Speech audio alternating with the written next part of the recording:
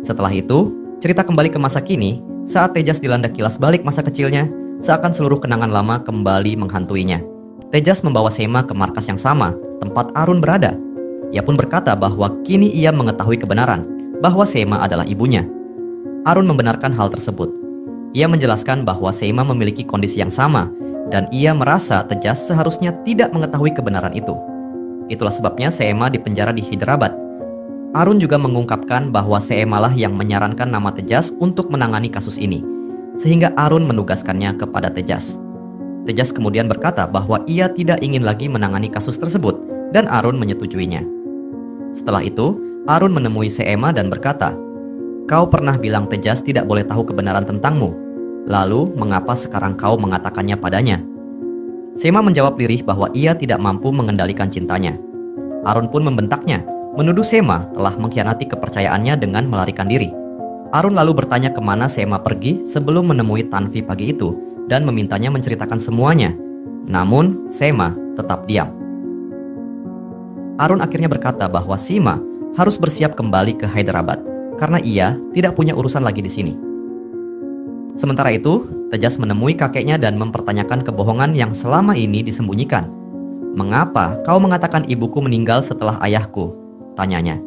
Sang kakek menjawab bahwa ia terpaksa melakukan itu dan menegaskan bahwa ibu Tejas adalah seorang wanita yang luar biasa. Karena itulah, ia akhirnya memilih mengatakan kebenaran kepadanya. "Aku tidak pernah bermaksud memberitahumu agar kau tidak pernah menganggap ibumu sebagai seorang pembunuh," kata kakek Tejas sambil mencoba menjelaskan. Namun, Tejas menolak untuk mendengarkan apapun. Kata-kata itu seolah tak mampu menembus kemarahannya. Sementara itu, di siaran berita, Suryavanshi menjelaskan bahwa rangkaian pembunuhan yang terjadi memiliki pola yang sangat mirip dengan kasus pembunuhan 25 tahun lalu. Mendengar penjelasan tersebut, Pallavi meminta untuk melihat kembali berkas kasus lama itu. Dari sana, ia menemukan bahwa sebuah perusahaan bernama Silo pernah menangani digitalisasi berkas-berkas kasus tersebut. Hal ini membuat perusahaan itu ikut terseret ke dalam penyelidikan. Di sisi lain, Tejas benar-benar terpukul setelah mengetahui kebenaran tentang ibunya. Hatinya diliputi kekacauan saat ia melangkah pergi, membawa beban yang belum sanggup ia terima sepenuhnya. Tanvi berusaha menghibur Tejas yang masih terguncang. Keesokan harinya, Hania menceritakan sebuah temuan penting kepada Pallavi. 7 bulan sebelumnya, seorang pria bernama Sunil yang bekerja di perusahaan digitalisasi yang sama telah dibunuh dengan pola serupa. Bedanya, kali ini jasadnya ditemukan. Sunil dibuang ke dalam sebuah sumur dengan lem dioleskan pada matanya agar tetap terbuka. Mendengar hal itu, Pallavi segera mencoba menghubungi Tejas untuk menjelaskan semuanya. Namun Tejas menolak mengangkat telepon karena ia merasa sudah tidak lagi terlibat dalam penyelidikan. Pallavi pun menemui Arun dan menyampaikan temuan tersebut, yang membuat Arun terkejut. Saat Seema akan dibawa kembali ke Hyderabad, Arun tiba-tiba mencegah dan langsung membawa Shima ke rumah Sunil. Ia menunjukkan foto-foto pembunuhan itu kepada Seema. Setelah melihatnya, Seema mengatakan dengan yakin bahwa pembunuhan tersebut dilakukan oleh pembunuh tiruan yang sama. Arun bertanya bagaimana ia bisa begitu yakin. Seema menjawab bahwa ia hanya akan mengatakan kebenaran itu kepada Tejas, setidaknya agar ia bisa bertemu dengannya untuk terakhir kalinya. Mendengar hal itu, Arun segera menelepon Tejas dan menjelaskan tentang pembunuhan tersebut. Ia juga menyampaikan bahwa Seema bersedia mengungkapkan kebenaran kepadanya sebelum ia dipindahkan kembali ke Hyderabad. Tejas akhirnya setuju dan datang menemui Seema. Saat bertemu, Seema memanggilnya sebagai anaknya, namun Tejas menolak. "Aku bukan anakmu," katanya dingin. Ia lalu bertanya, "Katakan padaku, siapa aku sebenarnya?" Seema pun mulai bercerita. Ia mengisahkan sebuah malam ketika ia menutup restorannya. Adegan kembali ke masa lalu saat seorang pria bernama Joseph datang dalam keadaan mabuk dan mencoba memperkosanya. Seema berusaha melarikan diri, namun Joseph mengejarnya dan mulai memukulinya. Dalam kepanikan, si imam mengambil seutas tali nilon yang tergeletak di dekatnya dan mencekik Joseph hingga tewas demi menyelamatkan diri. Kembali ke masa kini, Seema menjelaskan bahwa setelah pembunuhan itu, ia tetap terbaring di tempat kejadian selama 2 jam, tak mampu bergerak, terjebak di antara rasa takut, trauma, dan kesadaran bahwa hidupnya telah berubah selamanya. Kemudian ayahku datang dan melemparkan tubuh Joseph ke dalam sumur, lalu menutupnya dari atas, menguncinya selamanya. Tejas langsung membantah, kau berbohong. Namun si Emma perlahan menunjukkan bekas luka lamanya, bukti dari kekerasan yang pernah ia alami. Ia lalu mengatakan bahwa putra Joseph, Alex, juga berada di sana malam itu. Menurutnya, Alex menyaksikan pembunuhan ayahnya dengan mata kepala sendiri. Itulah sebabnya si Emma yakin Alex lah yang kini berada di balik rangkaian pembunuhan tersebut. Dengan caranya sendiri, si Emma memastikan semuanya tertutup rapat dan tak seorang pun mengetahui kasus pembuangan mayat ke dalam sumur itu. Ia kemudian menjelaskan bahwa setelah kejadian tersebut, Alex diasuh olehnya karena anak itu tidak memiliki ibu. Tejas menimpali dengan bingung, "Aku tidak mengingat apapun." Sema menjawab bahwa saat itu Tejas masih sangat kecil. Tak lama kemudian, Sema dipenjara dan sejak saat itu ia tak pernah tahu kemana Alex pergi. Tejas segera menuju rumah kakeknya. Ia menelepon sang kakek dan mengatakan bahwa dialah yang selama ini menyembunyikan pembunuhan pertama. Kakeknya menjawab lirih bahwa ia tidak memiliki pilihan lain. Ia melakukan semua itu demi melindungi anaknya, dan jasad tersebut masih berada di sumur yang sama, dekat dengan rumahnya. Ketika ditanya tentang Alex, sang kakek menjelaskan bahwa ia menitipkannya di sebuah panti asuhan. Namun setelah itu, ia tidak lagi mengetahui kemana Alex pergi. Tejas pun langsung mendatangi panti asuhan tersebut. Kepala panti menceritakan bahwa Alex adalah anak yang pendiam, mudah marah, dan selalu membawa sebuah tas kemanapun ia pergi. Siapapun yang mencoba menyentuh tas itu akan membuatnya tersulut emosi. Seiring bertambahnya usia, Alex mulai mencuri, hingga akhirnya, setelah berusia 25 tahun, keberadaannya tidak lagi diketahui. Kepala panti juga mengungkapkan bahwa ia menerima sebuah panggilan telepon dari Alex setahun yang lalu. Alex mengatakan bahwa hidupnya sudah membaik, dan ia masih menyimpan nomor telepon tersebut. Tejas segera mencatat nomor itu dan mengirimkannya kepada Hania untuk dilacak.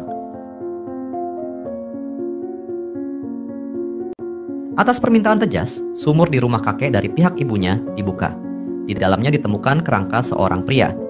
Tak lama kemudian, Hania mengirimkan alamat yang berhasil dilacak dari nomor tersebut. Tejas pun segera menuju ke sana. Ia mendapati ruangan itu kosong dan sunyi. Sementara itu, seorang pria bertato terlihat datang ke rumah Tanvi. Ia memperkenalkan dirinya sebagai Alex, seorang teman lama Tejas. Tanvi kemudian mempersilahkannya masuk, sementara Alex mulai mengamati rumah itu dengan saksama. Saat Tanvi membawakan teh, Alex menyesapnya sambil tersenyum, lalu mulai berbicara dengan hangat tentang Tejas dan kakeknya, seolah-olah ia memiliki keterikatan khusus dengan mereka. Mereka pun terlibat dalam pembicaraan serius mengenai hal tersebut. Tak lama kemudian, Divya datang dan ikut bergabung, berbincang dengan Alex. Sementara itu, Tejas menemukan keberadaan Alex. Di dalam rumah, ia mendapati sebuah tas. Ketika dibuka, tas itu berisi foto Sema bersama dirinya di masa kecil, sebuah tas nilon, serta seutas tali yang tergeletak di dalamnya. Pemandangan itu membuat Tejas terkejut dan diliputi firasat buruk. Saat itu juga, Tanvi memanggil Tejas dan berkata bahwa temannya, Alex, sempat datang, mengobrol sebentar, lalu pergi. Ia mengaku diam-diam mengambil foto Alex. Mendengar hal itu, Tejas segera mengambil foto tersebut dan memerintahkan petugas untuk menyebar ke berbagai tempat guna mencari Alex. Tak lama kemudian, Tejas mengetahui bahwa Alex bekerja di sebuah bar. Ia segera pergi ke sana dan menangkap Alex, lalu membawanya kembali untuk diinterogasi. Dalam pemeriksaan itu, Alex berkata, "Kau seperti saudaraku sendiri dan kakek juga seperti keluarga bagiku. Saat melihatmu di TV, aku sangat terkesan. Dan ketika aku melihatmu meninggalkan salon Tanvi bersama ibu, barulah aku tahu bahwa ibu masih hidup. Selama ini, kakek mengatakan bahwa ia sudah meninggal." Tejas kemudian mengeluarkan tas milik Alex dan menanyakan isinya. Alex menjelaskan bahwa tas itu berisi kenangan tentang Sema. Ia menunjukkan satu persatu isinya dan bercerita bahwa ketika kakek meninggalkannya di panti asuhan setelah memberitahu tentang kematian ibu, ia menyimpan apapun yang bisa ia ambil dari lemari Sema sebagai kenang-kenangan. Itulah alasan ia tidak pernah mengizinkan siapapun menyentuh tas tersebut, karena ibu memiliki tempat yang sangat dekat di hatinya. Mendengar penjelasan itu, Tejas keluar ruangan. Tepat saat itu, Pallavi datang dan mengungkapkan bahwa Alex selalu berada di bar setiap kali pembunuhan terjadi. Artinya, Alex tidak mungkin menjadi pelaku pembunuhan tersebut. Mendengar fakta itu, Tejas membebaskan Alex. Alex pun memeluknya dengan lega. Keesokan harinya, Alex datang ke rumah Tejas untuk makan malam dan berbincang dengan semua orang. Divya juga memeluk Alex, sementara Tanvi merasa bahagia melihat Divya akhirnya menemukan seseorang yang berarti dalam hidupnya. Tejas kemudian berbicara secara pribadi dengan Alex. "Teman, kau tahu segalanya tentang masa kecilku, tapi aku sendiri tidak mengingat apapun," katanya. Alex menjawab bahwa setelah kematian ayah Tejas, dialah yang ikut membesarkannya seperti seorang anak kecil. Itulah sebabnya ia selalu merindukan Tejas. "Aku sekarang ada di sini, dan aku hanya ingin bertemu ibu sekali saja," ucapnya. Tejas selalu menjelaskan bahwa ibu mengalami gangguan mental, sehingga ia dirawat di rumah sakit jiwa. "Dia ada di sana, tapi aku akan mencoba mengatur agar kau bisa bertemu dengannya," kata Tejas. Mendengar itu, Alex sangat gembira. Di sisi lain, Divya mengatakan kepada Tanvi bahwa Alex adalah pria yang sangat baik dan tampaknya ia mulai menyukainya. Tiba-tiba, seorang petugas datang membawa sebuah paket untuk Tejas. Paket itu ditujukan langsung atas namanya. Di dalamnya terdapat sebuah telepon genggam yang berisi foto-foto seluruh pembunuhan yang telah terjadi. Pada layar juga tertulis sebuah pesan. "Aku ingin berbicara dengan Seema. Aku akan meneleponmu besok pukul 12.00. Melihat itu, Tejas terkejut. Sang pembunuh seolah sudah mengetahui segalanya. Kita kembali ke tahun 1999. Pada masa itu, seorang anak bernama Suhas tinggal bersama kedua orang tuanya. Suatu hari, ia datang ke restoran Seema bersama ayahnya. Seema menyaksikan Suhas ditarik dan diperlakukan dengan kasar oleh sang ayah. Pria tersebut memarahinya, bahkan memberinya makan dengan cara yang membuat Suhas ketakutan. Dari kejadian itu, Sima menyadari bahwa ayah Suhas sering melakukan kekerasan terhadap anaknya. Ketika Suhas sedang sendirian, Sima menghampirinya dan menanyakan apa yang terjadi. Suhas mengaku bahwa ayahnya bukan orang baik. Ia sering memukulinya, lalu menunjukkan luka-luka di tubuhnya kepada Seema. Seluruh bagian pinggangnya dipenuhi memar. Pemandangan itu sangat menyakiti hati Seema. Kemudian kita melihat Seema mengenakan gaun hitam pada malam hari dan mendatangi rumah Suhas. Ia membawa tali jerami yang sama, mengikatnya, lalu membunuh ayah Suhas dengan sebuah pisau. Setelah itu, Seema menopang tubuh pria tersebut dan mendudukkannya di depan cermin. Ia menyuruh mayat itu menunggu hingga tubuhnya mengeras. 2 jam kemudian, Seema kembali mengambil jenazah tersebut, membuka matanya, lalu pergi begitu saja. Di titik ini, kita menyadari bahwa Seema adalah seorang psikopat sejati. Ia tetap berada di dekat mayat itu dalam waktu lama, bahkan setelah melakukan pembunuhan. Adegan kemudian kembali ke masa kini. Tejas menemui Arun untuk membicarakan soal pembunuh tersebut. Arun mengatakan bahwa mereka juga harus menemukan Seema karena ia perlu tetap berada di sana selama beberapa hari ke depan. Tejas menambahkan bahwa informasi lanjutan tentang Seema harus segera dibahas dan disampaikan kepada tim. Mereka pun melakukannya. Arun kemudian mengumpulkan anggota tim lainnya dan memberitahu Pallavi bahwa Seema membantu mereka dalam upaya menangkap pembunuh itu. Pallavi terkejut mendengar hal tersebut karena ia telah membaca seluruh berkas tentang Seema. Sementara itu, Tejas mengingat panggilan telepon misterius yang ia terima malam sebelumnya. Ia meminta Hania untuk menyelidikinya. Hania menjelaskan bahwa ponsel tersebut dibeli di pasar gelap dan tidak terdaftar secara resmi, sehingga tidak ada jejak atau informasi apapun yang bisa dilacak. Kemudian, tepat pukul 12.00, Seema menerima panggilan telepon dari sang pembunuh. Sementara Tejas telah mengarahkan panggilan itu ke lokasi tertentu. Sima mengangkat telepon dan si pembunuh mengatakan bahwa berbicara dengannya sangat penting baginya. Ia menyebutnya sebagai sebuah kehormatan besar. "Anda adalah guru saya," katanya. "Anggap saja saya murid Anda." "तो मेरी तरह तुम भी बुरे लोगों को मार के शिष्य." Sima pun bertanya, "Apakah kau membunuh orang-orang jahat seperti yang kulakukan?" Si pembunuh menjawab, "Ya, aku sama sepertimu." Lalu Seema bertanya lagi, "Baiklah, kau sudah membunuh 4 orang. Siapa yang kelima?" Si pembunuh menjawab bahwa Seema akan segera mengetahuinya karena ia akan menemukan korban kelima hari itu juga. Setelah berkata demikian, ia langsung menutup telepon. Tak lama kemudian, Hania masuk dan memberitahu bahwa mereka tidak berhasil melacak panggilan tersebut karena pelaku menggunakan VPA yang berbeda-beda. Mendengar itu, Seema berkata bahwa menurutnya pembunuh tersebut bukan seorang pria, melainkan seorang wanita. Ia membunuh karena alasan pribadi dan memiliki keyakinan yang keliru bahwa tindakannya adalah bentuk kebaikan bagi masyarakat.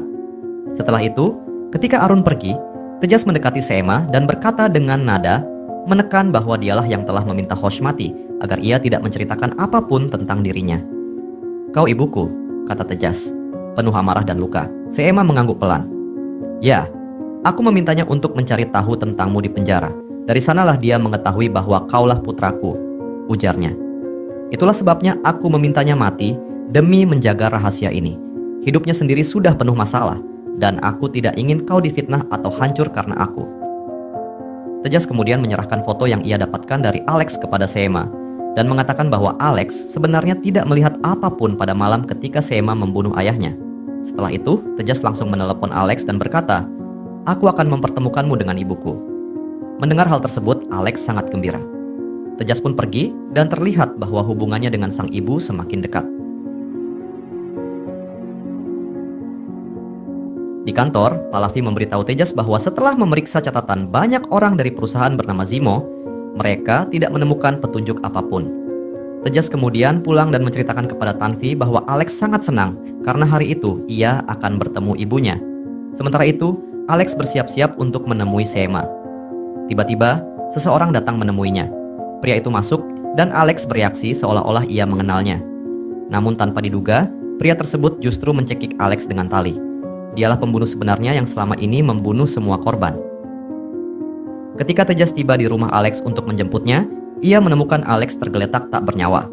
Ia sangat terpukul dan ketakutan. Setelah itu, Tejas memimpin upacara pemakaman Alex dan menceritakan semuanya kepada Seema melalui panggilan video, bahkan memperlihatkan prosesi tersebut. Seema pun merasa sangat terpukul dan diliputi kesedihan. Pada siang hari itu, si pembunuh kembali menelepon Seema. Sebuah panggilan masuk terdengar dingin. "Aku telah melakukan pembunuhan kelimaku." Ucapan itu membuat Seema berang, namun ia tetap menjaga ketenangannya. Perlahan, ia mulai menjebak si pembunuh lewat kata-katanya. Si pembunuh berkata bahwa ia tidak memiliki siapapun yang mencintainya dalam hidup ini. Itulah sebabnya ia merasa senang membunuh orang. Seema berpikir sejenak, lalu berkata bahwa selama 25 tahun ia tidak pernah membunuh siapapun, dan kini ia ingin kembali merasakan sensasi itu.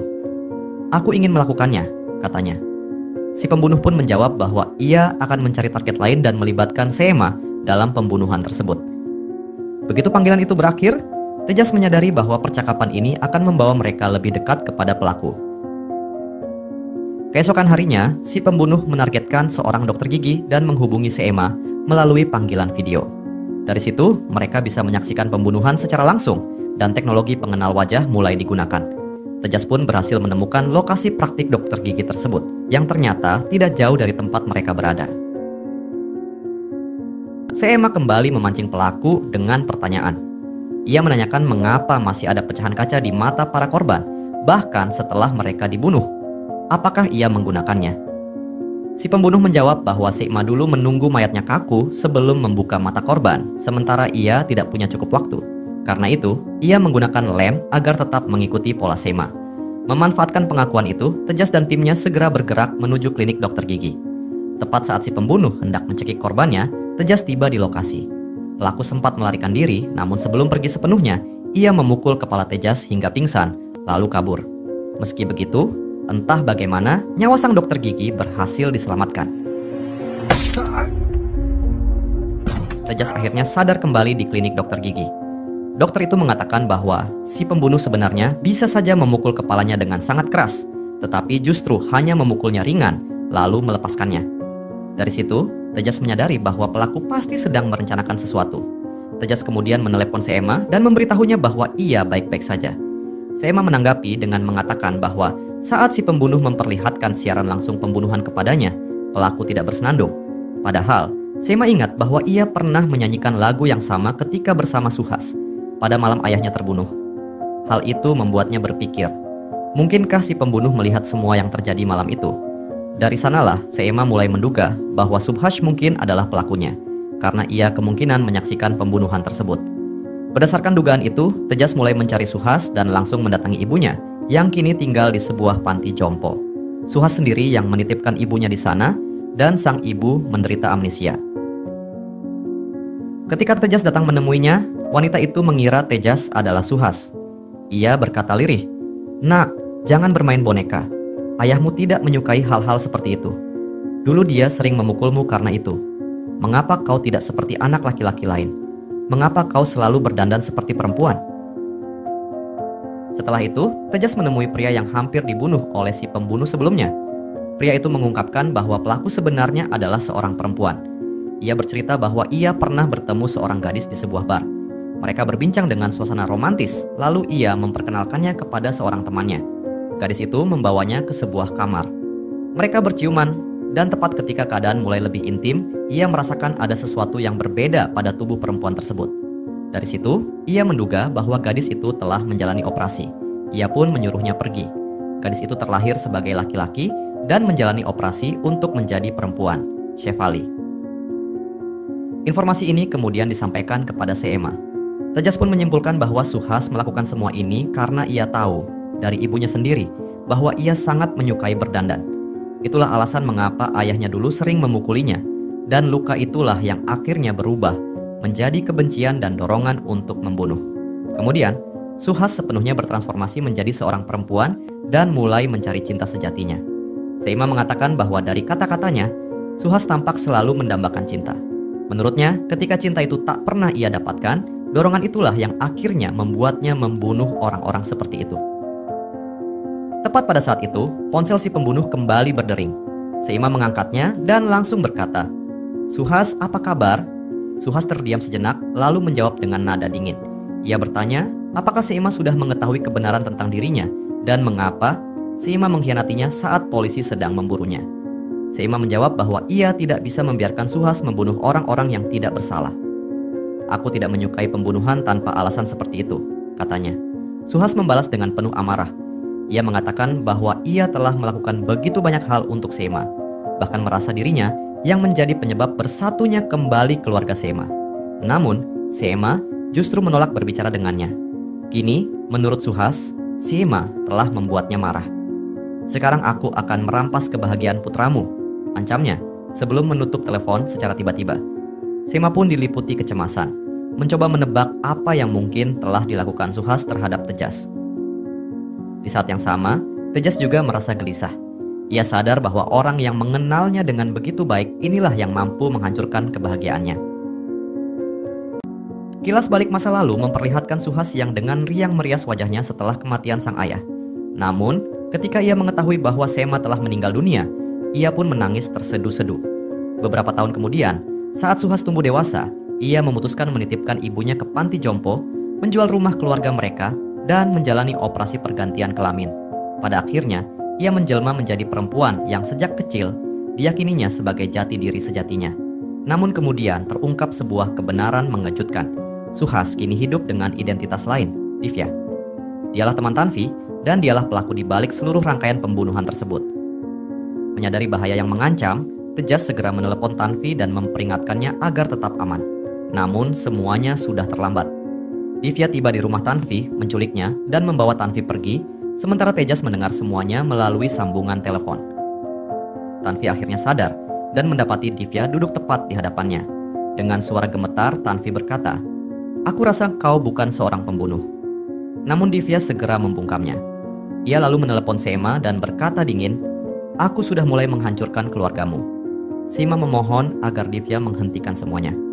"Kau ingin bertemu denganku, bukan? Kalau begitu temuilah aku. Sebagai gantinya, lepaskan Tanvi," katanya. Divya menyetujui tawaran itu dan memberikan alamat sebuah pusat perbelanjaan, meminta Seima datang ke sana. Tejas langsung memperingatkan bahwa Divya adalah seorang psikopat yang bisa membunuh Seima. Namun Seima bersikeras pergi demi menyelamatkan Tanvi. Arun akhirnya memberi izin. Meski Pallavi mencurigai kemungkinan Seima bersekongkol dengan Divya, ia tetap memilih untuk memprioritaskan keselamatan Tanvi. Mereka siap mengambil risiko apapun. Tejas tiba di mal bersama timnya. Tak lama kemudian, Divya menelepon dan memerintahkan Seima untuk menyerahkan ponselnya. Ia juga memperingatkan Tejas agar tidak mengikuti Seima. Jika perintah itu dilanggar, Tanvi akan dibunuh. Diam-diam, Tejas tetap mengirim beberapa petugas untuk mengikuti dari belakang. Namun Divya sudah selangkah lebih maju. Ia mempermainkan Seima dengan memanggilnya berpindah-pindah tempat, lalu memunculkan Tanvi. Dalam sekejap, Divya melepaskan Tanvi dan memborgol Seima.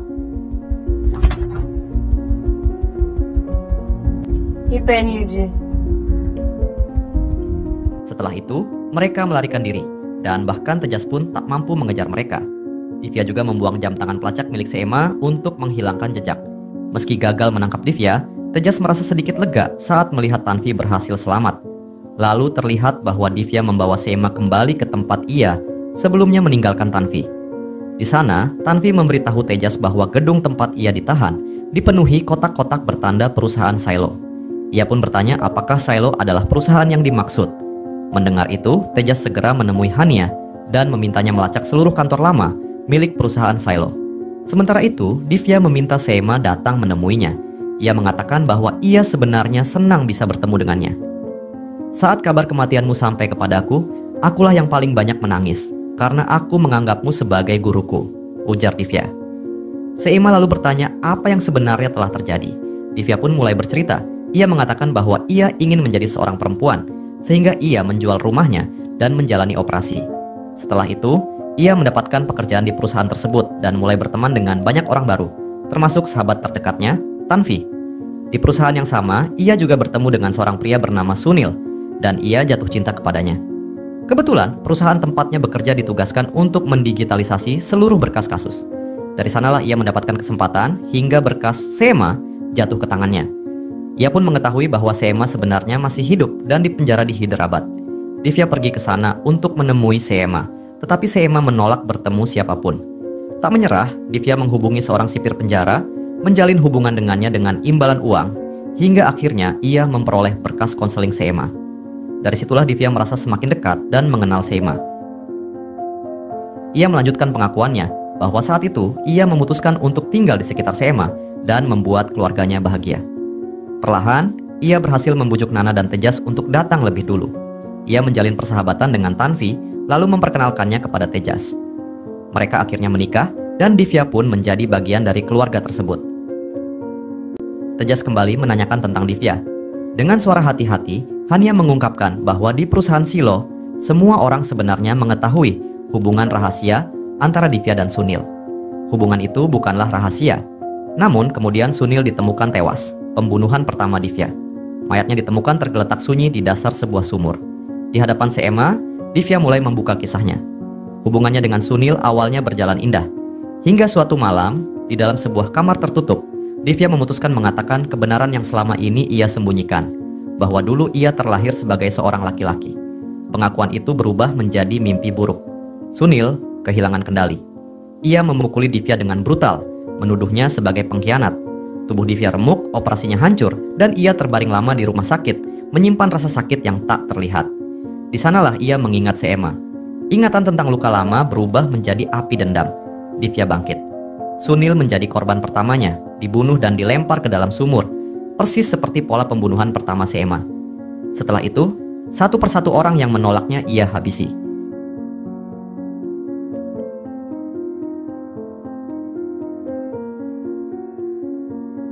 Mendengar semua itu, Seema berkata pelan namun dingin bahwa ia juga membutuhkan bantuan Divya. Sementara itu, Tejas akhirnya melacak keberadaan Divya dan bergegas menangkapnya. Divya mencoba melarikan diri, namun sebuah tembakan menghantam bahunya. Di tengah kekacauan itu, Seema memanfaatkan celah untuk meloloskan diri. Divya dilarikan ke rumah sakit, sementara Seema menghilang tanpa jejak. Saat diinterogasi, Divya mengatakan bahwa Seema pergi untuk membalas dendam. Ia menjelaskan bahwa Seema membunuh orang-orang jahat karena luka lama yang terkubur dalam berkas konselingnya. Tejas pun menuju rumah Divya. Di sana, ia menemukan berkas konseling Seema, terbuka, menunggu untuk dibaca. Sementara itu, Seema telah sampai di tempat yang paling kelam dari masa lalunya, rumah ayahnya. Kilasan masa lalu pun terbuka. Saat Seema berusia 10 tahun, ayahnya menyeretnya ke dalam kamar dan memperkaosnya. Seema kecil tak memahami apa yang terjadi. Ketika ibunya mencoba melawan, amarah sang ayah memuncak. Ia membunuh ibu Seema tepat di depan matanya. Sejak hari itu, Seema menjadi sunyi, terkunci dalam trauma. Kembali ke masa kini, sang ayah menatap Seema dengan ngeri. Seema berkata bahwa ia telah melupakan segalanya, hingga konseling itu membuka kembali luka-luka lama. Ia keluar dari penjara hanya untuk satu tujuan, membunuhnya. Sang ayah memohon, mengaku khilaf, mengaku bersalah. Seema mengangkat tangannya untuk menghabisinya, namun Tejas tiba tepat waktu setelah mengetahui kebenaran. Ia berdiri di antara mereka, ingin melindungi kakeknya. Seema menghentikannya, berkata dengan suara bergetar namun tegas bahwa pria itu pantas mati di tangannya. Tejas memeluk ibunya, tangisnya pecah. Di saat yang sama, sang kakek melangkah mundur, naik ke atap, berteriak dalam kepanikan lalu melompat, mengakhiri semuanya. Segalanya pun berakhir di sana. Kasus ditutup. Seema kembali dikirim ke penjara Hyderabad, bukan sebagai monster, melainkan sebagai jiwa yang telah menuntaskan dendamnya, dan kini kembali pada kesunyian. Segalanya tampak telah usai. Sang pembunuh tertangkap, tabir kebenaran seolah tertutup rapat. Seema pun mengucapkan terima kasih kepada Arun, karena telah mengizinkan putranya menemuinya, dan karena telah membuka jalan bagi semua rahasia yang selama ini terkubur. Namun, keheningan itu tak bertahan lama. Di tengah perjalanan, mobil Tejas menghilang tanpa jejak. Omkar menemukannya tak lama kemudian. Saat ia datang bersama tim, pemandangan di dalam mobil membuat darahnya dingin. Tejas terikat, napasnya berat. Dengan suara tertahan, ia berkata bahwa Seema telah merebut pistolnya, mengikatnya, lalu menghilang entah kemana. Carilah dia, katanya lirih. Dan di tempat lain, jauh dari sorot lampu dan sirin, Seema terlihat duduk sendirian di dalam sebuah bus. Wajahnya tenang, matanya menatap lurus ke depan, seolah membawa rahasia yang tak akan pernah ia bagikan. Di sanalah kisah ini berakhir. Atau mungkin, baru saja dimulai.